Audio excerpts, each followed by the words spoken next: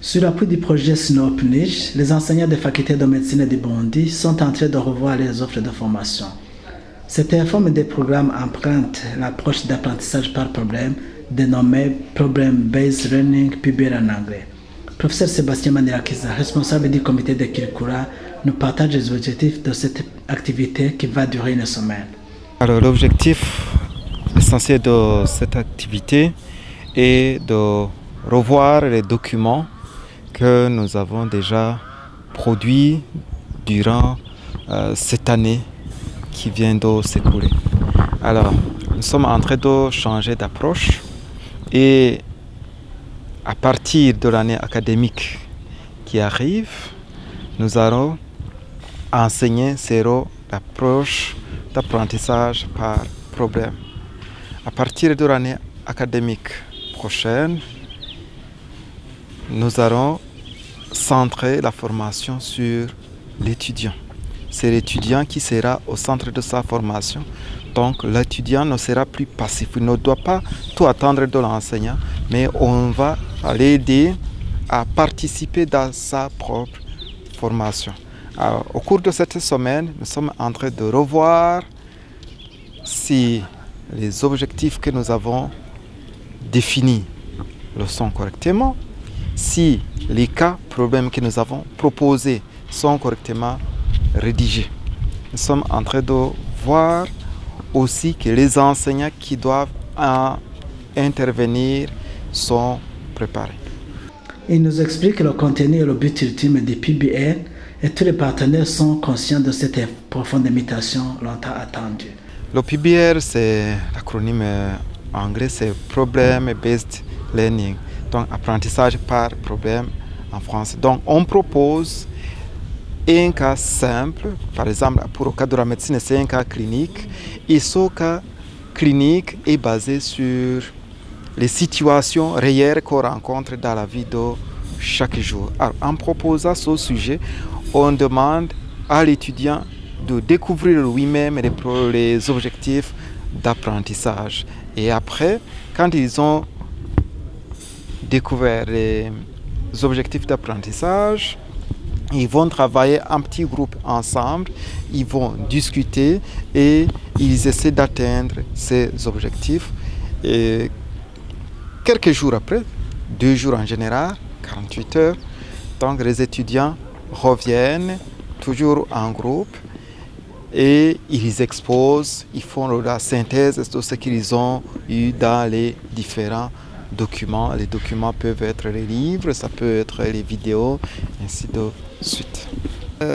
C'est difficile, mais nous avons déjà commencé ce travail depuis très longtemps. Depuis que ce projet Niche existe, on a déjà commencé à sensibiliser petit à petit. Et c'est ce que nous observons maintenant. La plupart d'enseignants et sensibilisés, je pense que nous n'aurons pas tellement de soucis. Les étudiants même étaient déçus parce qu'on n'avait pas commencé avec cette nouvelle approche l'année passée.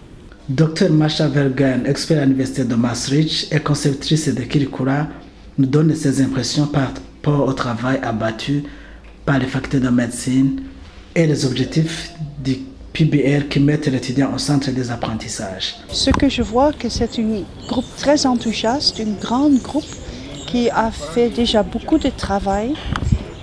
Pour eux, c'est peut-être le 6e atelier et ils ont fait beaucoup de progrès. Et ils ont construit maintenant un curriculum où les disciplines sont intégrées. Donc l'anatomie avec la physiologie, avec la microbiologie. Et ils vont utiliser des cours magistrales, mais aussi des tutorats où vos étudiants vont travailler en petits groupes de 10 ou 15 étudiants. Ils vont travailler sur des casus. Et les étudiants, ils font aussi étudier à la maison et puis ils travaillent en classe avec un tuteur. Un tuteur, c'est quelqu'un qui est leur guide, qui n'est pas leur prof qui va faire le cours magistral, mais qui vont aider les étudiants avec leurs connaissances préalables, faire un brainstorm, faire des objectifs. Et les étudiants, ils vont avoir un rôle plus actif qu'avant, c'est ça l'idée. Le PBL, c'est que les étudiants travaillent eux-mêmes, que l'étudiant est dans le centre. Et avant, c'était toujours le professeur qui était dans le centre. Avec le PBL, Problem Based Learning, ou apprentissage par problème, on donne des problèmes aux étudiants et c'est eux qui vont définir les objectifs et c'est eux qui vont étudier. Mais les tuteurs, ils vont leur aider à trouver de bonne littérature, à répondre. Mais aussi les étudiants, ils vont apprendre à expliquer aux autres étudiants.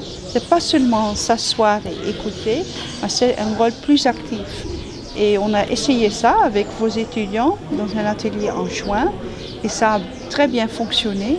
Les étudiants ont aimé ça et maintenant on va essayer de faire ça en janvier, de commencer ici. On est très positif, on pense que ça va marcher. Les facultés de médecine détiennent des atouts innombrables pour enclencher ensemble ce processus, quoique des faiblesses ne manquent pas. Je crois qu'une force, c'est qu'ils sont très enthousiastes, ils travaillent en groupe, ils aiment être actifs. Et après, ce sont les étudiants qui vont être actifs. C'est quelque chose de nouveau. Ce n'est pas facile. Ça, c'est peut-être une faiblesse. Normalement, c'est un prof qui fait un cours, qui fait un examen. Maintenant, c'est un team de profs. Les disciplines sont intégrées. Il faut beaucoup de communication. C'est sympa de parler. Mais ça coûte beaucoup de temps, il faut avoir les agendas. Ça serait difficile. Et aussi l'évaluation des étudiants, de assessment, ça sera difficile, ça sera nouveau. But it will be a challenge. Et on leur a dit il faut commencer et puis améliorer. Et c'est aussi ce qu'on fait à Maastricht. On a commencé avec le PBL COBES et puis chaque année, on améliore, on change les choses. Et comme les techniques changent dans l'hôpital, les techniques dans l'éducation aussi changent. Donc il faut moderniser et c'est ça ce qu'on est en train de faire. Mais c'est un boulot assez difficile, mais on pense qu'il faut commencer maintenant et on voit que tout le monde est enthousiaste de commencer. Les réalisations du projet Niche envers les facultés de médecine du Burundi sont passées en revue par le professeur Sébastien Manirakiza sans être exhaustif. Jusqu'à maintenant, d'abord nous sommes bien sensibilisés sur les avantages de cette nouvelle approche. Deuxièmement, avec le projet Niche, nous avons pu améliorer les capacités de notre faculté parce que nous venons d'avoir 6 enseignants inscrits à la liste de fonctions de maître assistant au niveau du CAMES, donc liste de fonctions de maître assistant à l'AFMA. Donc c'est un avantage parce que cette fois-ci, nous avons des enseignants qui sont reconnus au niveau d'un grand espace africain. C'est un avantage parce que ça fait partie de notre visibilité. Deuxième réalisation, nous avons au niveau de la gouvernance eu des ateliers qui nous forment sur la rédaction des plans stratégiques.